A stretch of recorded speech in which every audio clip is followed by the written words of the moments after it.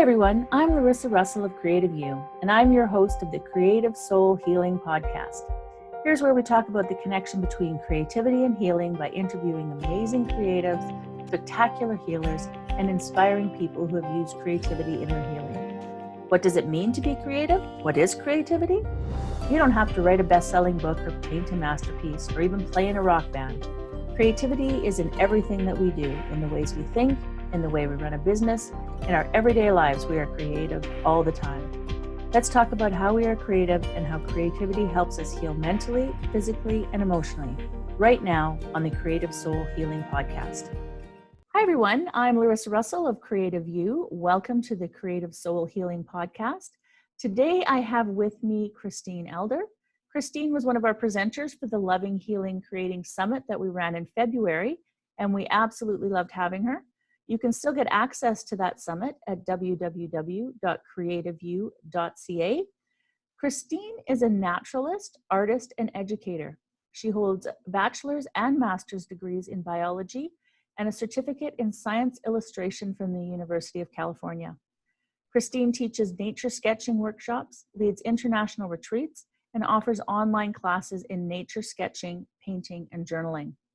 She has an insatiable drive to travel, to observe, and sketch wildlife in their native habitats.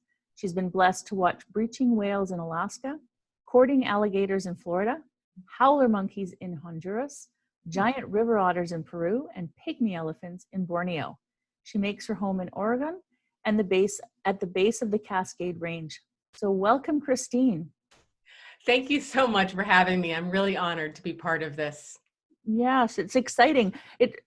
Just reading about all the amazing things you've done, I just can't even imagine. Some of them I'm not sure I'd want to see, but others I think would be really fascinating.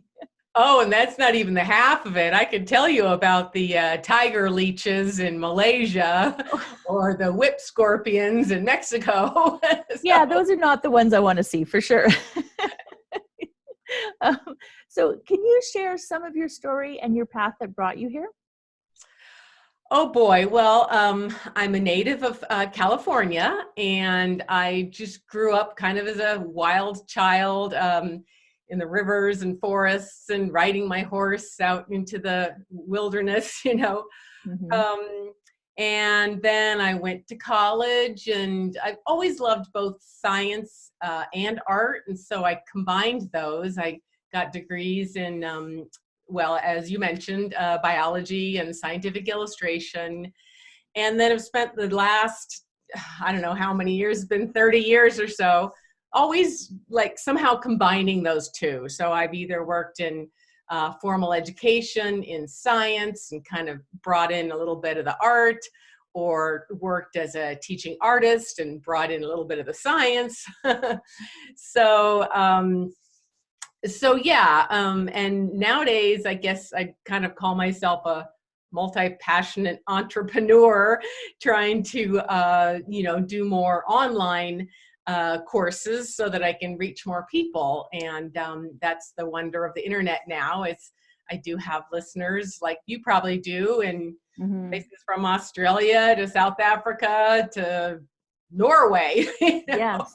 Yeah. And so I'm just trying to, combine, really inspiring people to learn about nature, and especially kids and environmental educators.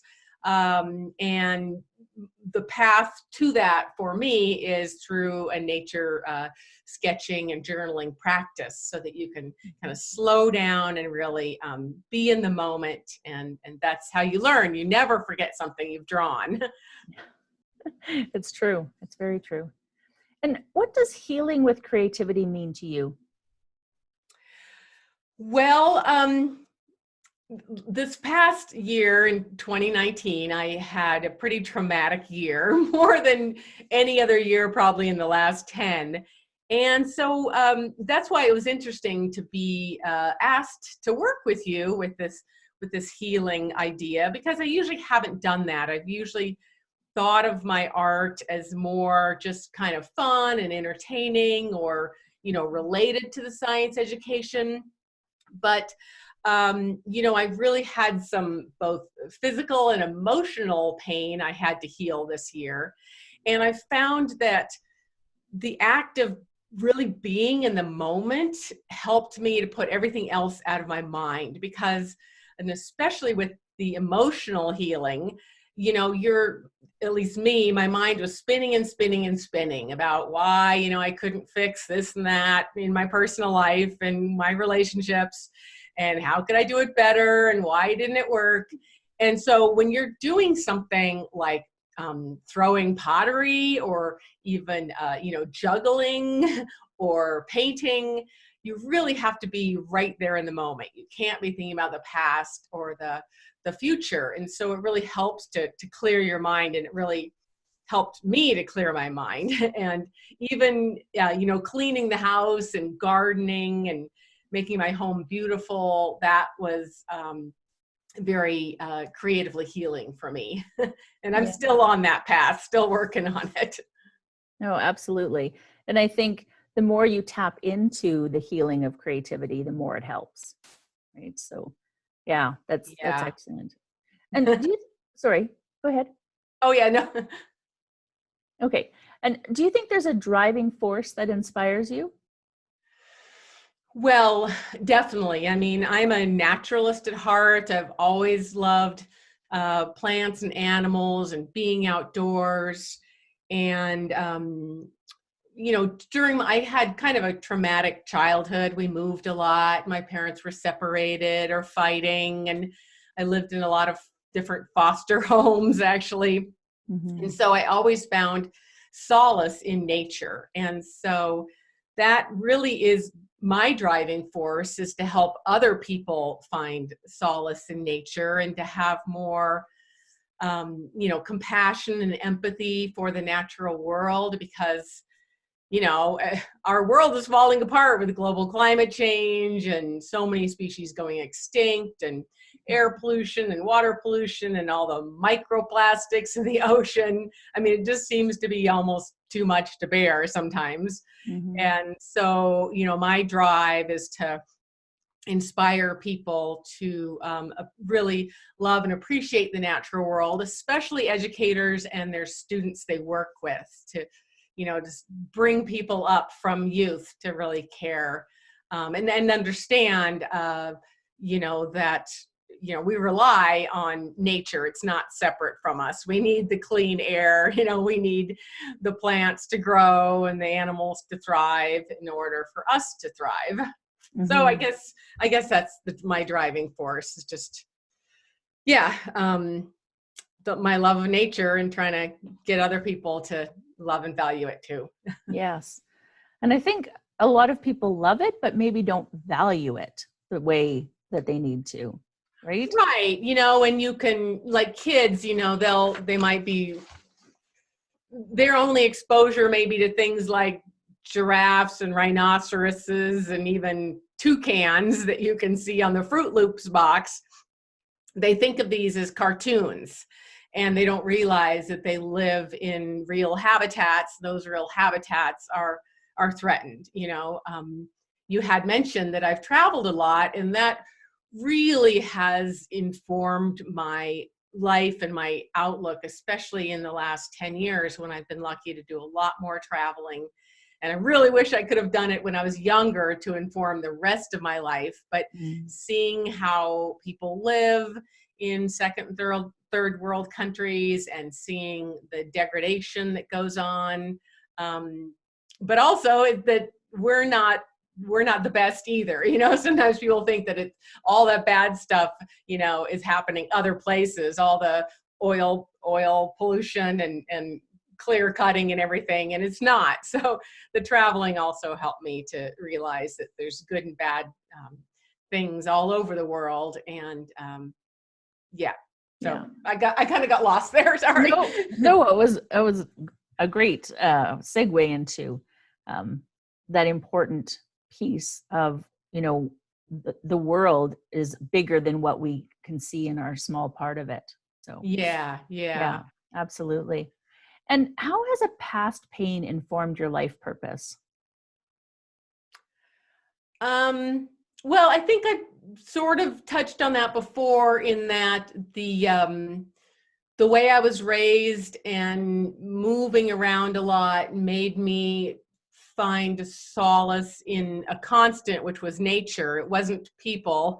It was always nature and plants and animals and my dogs and my horses. And so I Mhm. really found the solace there and realized the value of it. And so that's why I want to teach, share that with other people, because people are born to love nature and they're born to love even those animals I talked about, leeches and scorpions. Little kids are always really curious. It's us humans that narrow their worldview, and we give them things like fear of animals or plants or being outdoors. Mhm.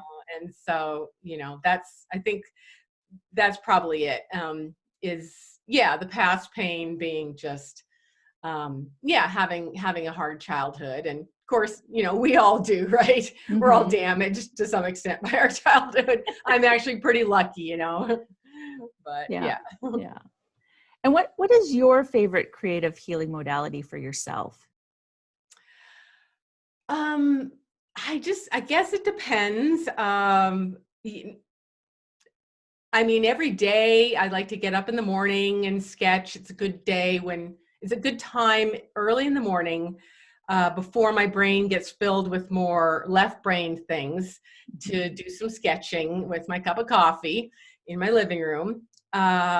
But also, gardening, being outdoors. I work with horses a lot, so that's creative for me, is caring for and training horses.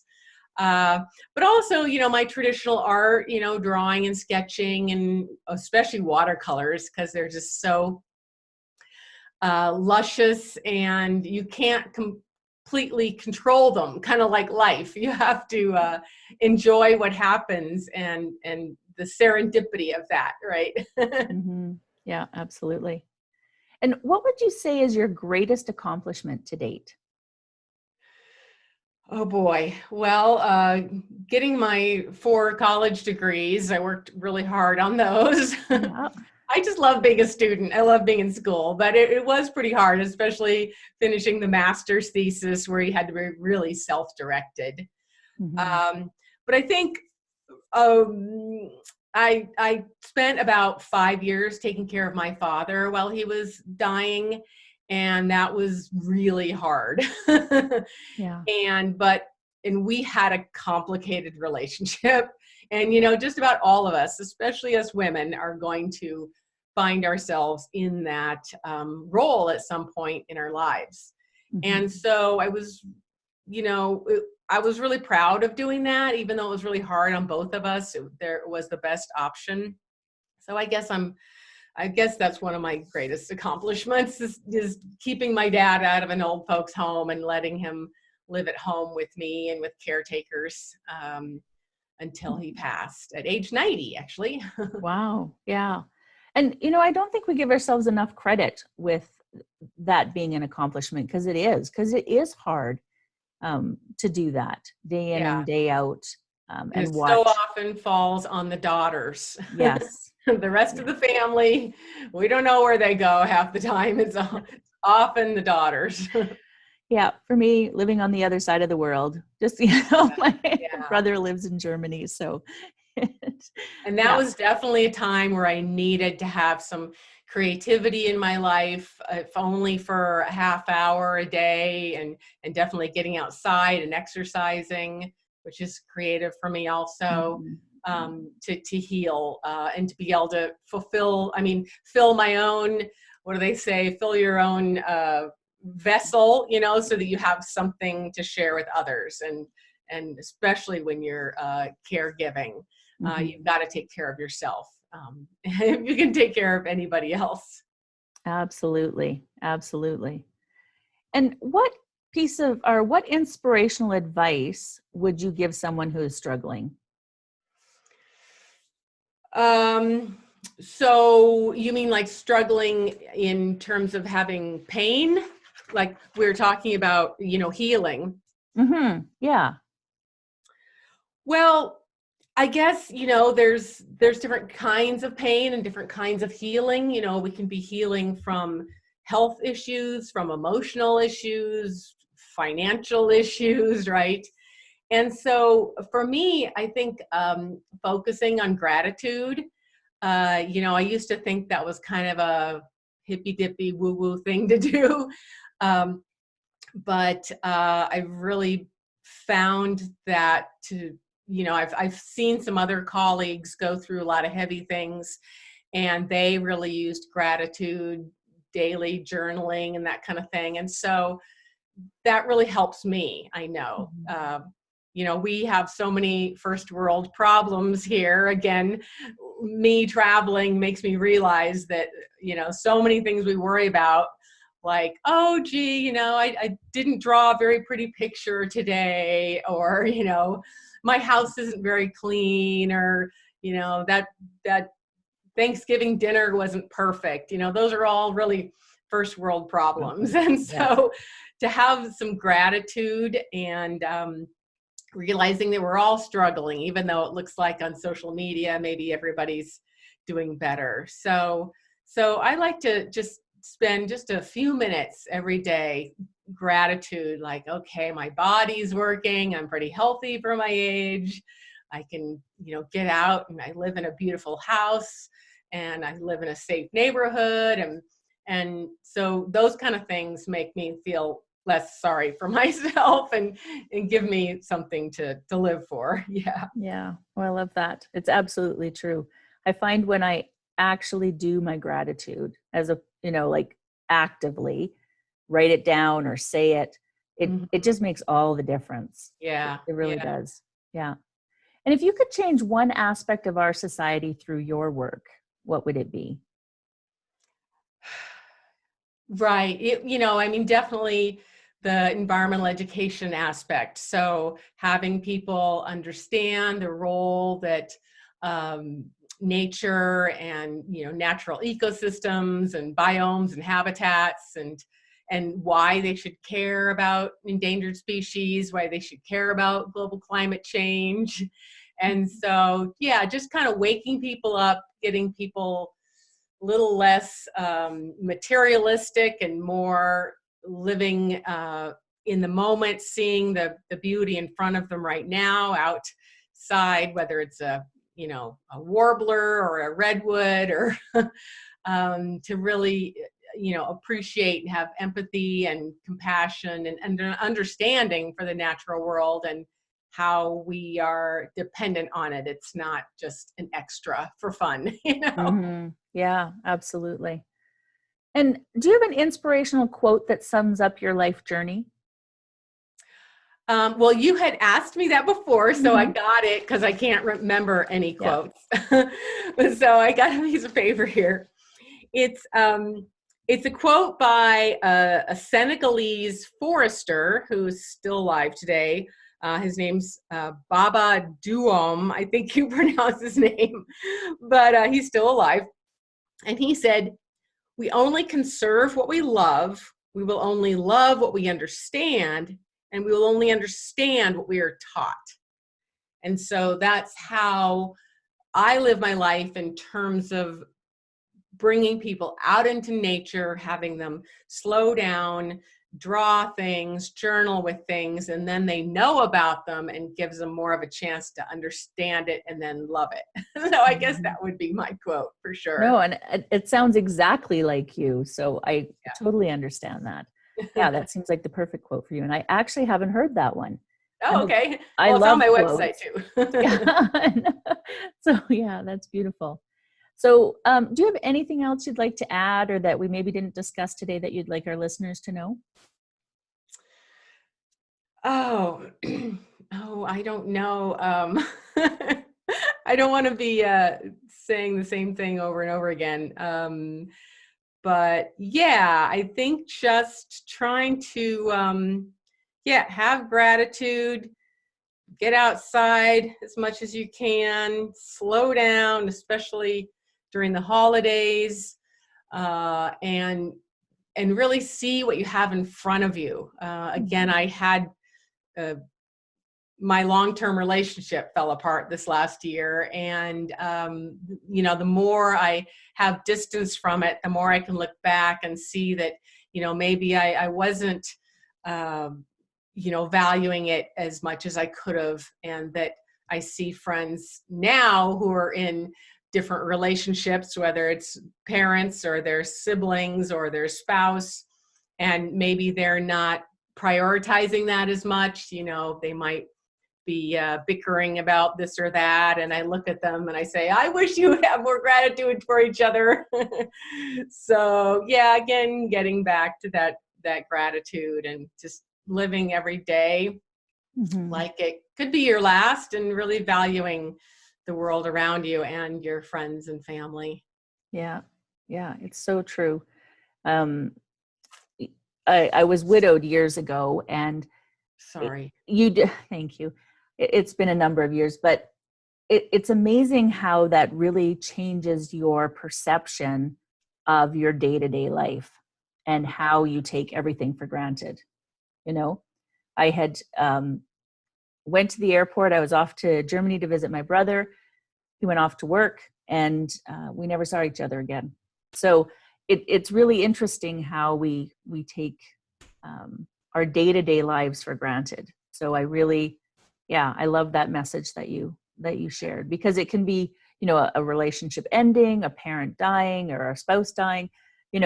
Maybe it's just somebody moving to the other side of the world. We don't know, but relationships especially can really be altered by not appreciating what we have. Yeah. Yeah. Life can change in a split second. Absolutely. Well, I want to thank you so much for being here. Thank you. Yeah. And for our listeners, we will see you again next week. And in the meantime, I wish for you amazingly creative days. Thanks for joining us.